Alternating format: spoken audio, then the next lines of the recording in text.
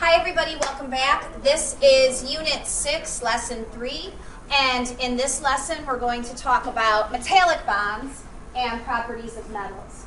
And the bonding in metals is explained by a model called the electron C model.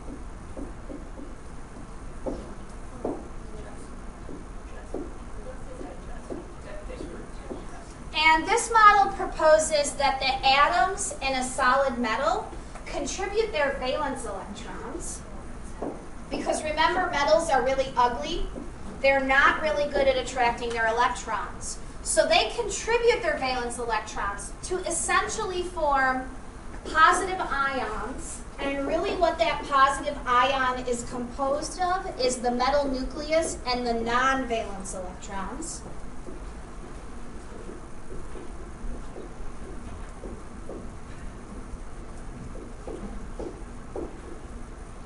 So they're positive ions floating in a sea of mobile electrons. Okay? So these blue dots, or these smaller dots in the picture, represent the valence electrons. Whoops, V-A-L-E.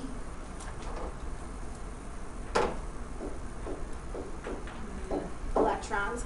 And then this is the metal nucleus and the non-valence electrons.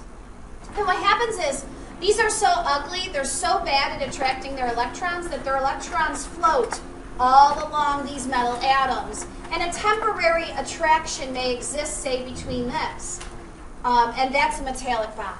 So basically, the electrons in metals are mobile, which is why a metallic bond can form. The valence electrons only. Since the electrons don't really belong to a single atom, they're said to be delocalized. And when you get an attraction between the metal cation and the delocalized electrons, we call this a metallic bond.